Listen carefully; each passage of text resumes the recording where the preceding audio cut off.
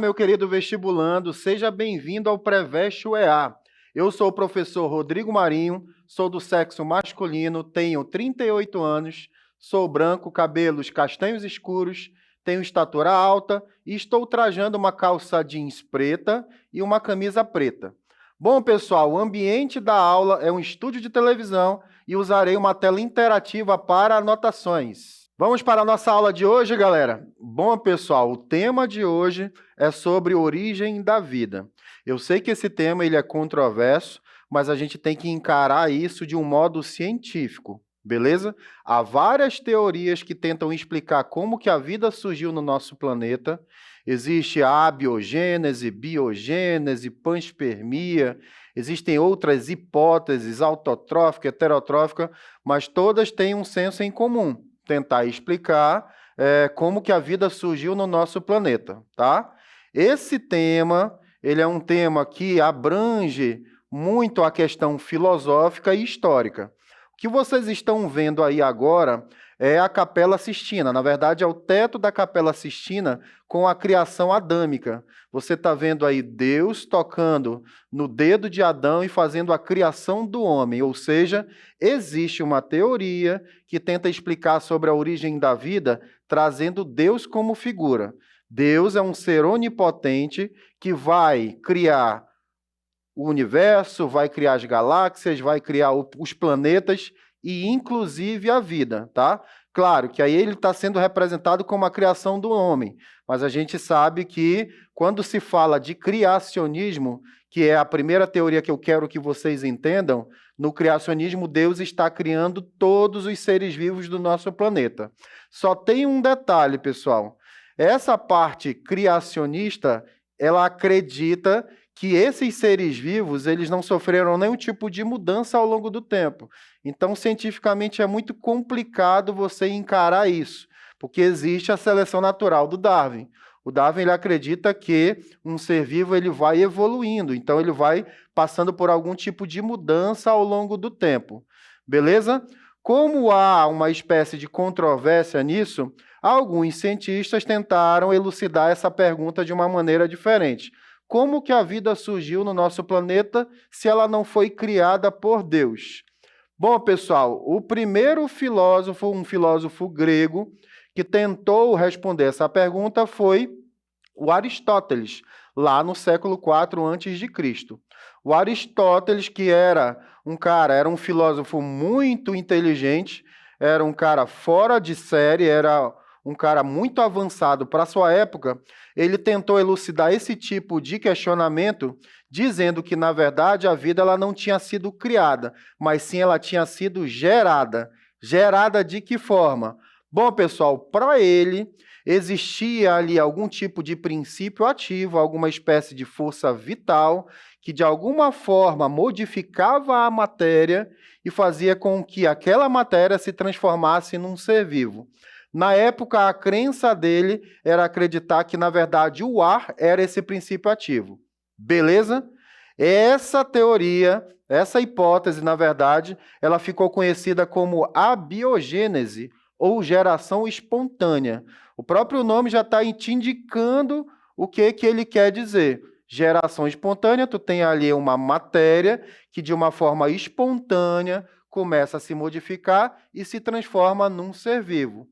Qual o detalhe, pessoal? O Aristóteles ele não entra na parte científica experimental. Então, ele acaba só elaborando a ideia sobre como que a vida surgiu. Mais ou menos, ó, como a vida surgiu, se você tiver um exemplo de como ela surgiu, seria mais ou menos dessa forma que o Aristóteles pensava. Então, imagina, você tem ali a matéria, por exemplo, ali uma lama, que está ali num lago, num pântano, por ação do ar, esse pântano, ele começa, na verdade, essa matéria, nessa lama, ela começa ali a se modificar e depois de um certo tempo se transforma num sapo. Isso era o que a geração espontânea tentava dizer, elaborada pelo Aristóteles, tá? Mas como eu disse para vocês, o Aristóteles ele não entra nessa parte científica experimental. Por volta ali do século XVII, um médico belga chamado Van Helmont, acreditando que o Aristóteles realmente falava a verdade, que realmente isso poderia acontecer, ele faz um experimento muito interessante. Só que um experimento que não segue algumas regras, tá, do método científico. O Van Helmont, ele meio que cria uma receita para a geração de ratos. Por incrível que pareça, ele acreditava que a partir da matéria suja, assim como Aristóteles, né, matéria bruta, iriam surgir ali alguns ratos. Como que é o experimento do Van Helmont? Olha que interessante, ele pegou uma caixa, tá? Colocou algumas camisas sujas dentro dessa caixa, jogou ali alguns germes de trigo e esperou por 21 dias. Olha que interessante, segundo ele, nesse experimento vão surgir alguns ratos. Na verdade, a gente sabe que os ratos eles não surgiram desse experimento, eles não surgiram dessa camisa suja. O que aconteceu foi que os ratos subiram nessa caixa atrás daquele trigo para comer, né? Estavam com fome, e aí não conseguiram sair.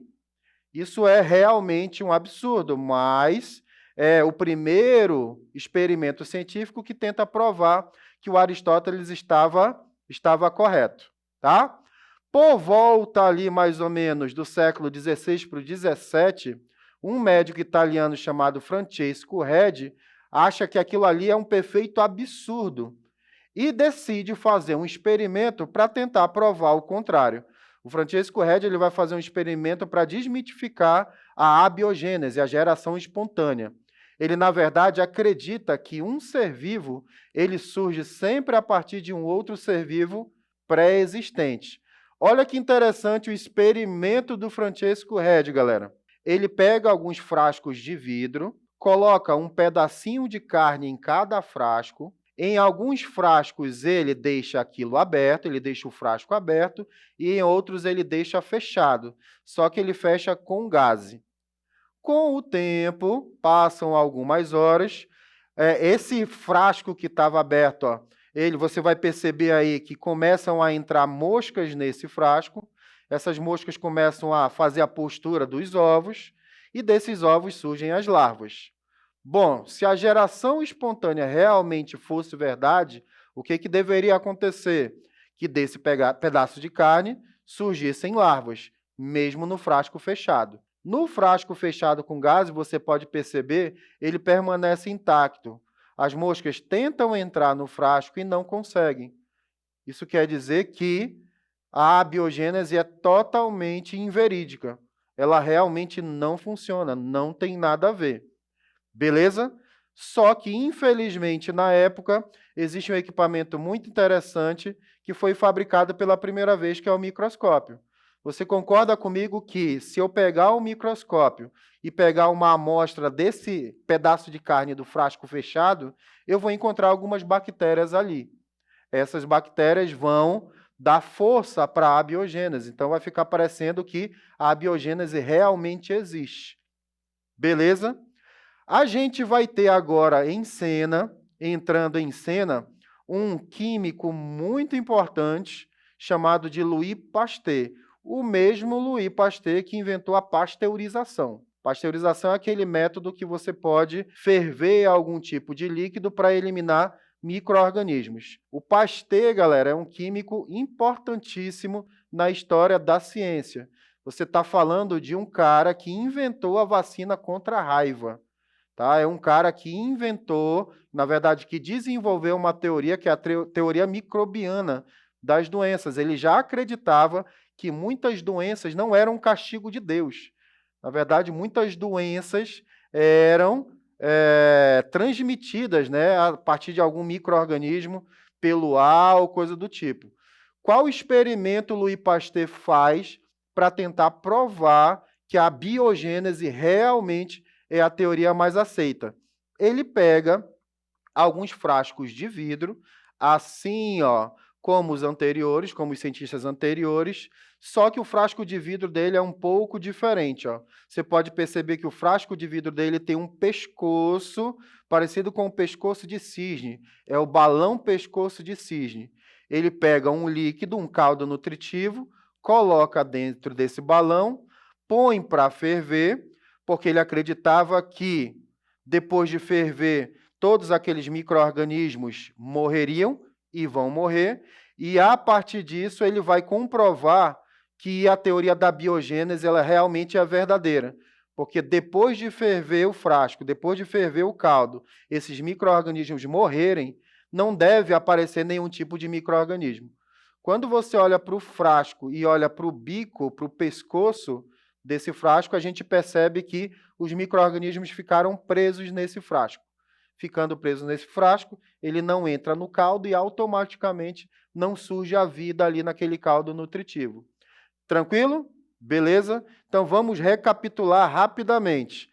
O Aristóteles é o defensor da abiogênese, o desenvolvedor da abiogênese, que acredita que a vida surge a partir da matéria bruta. Depois a gente vai ter quem?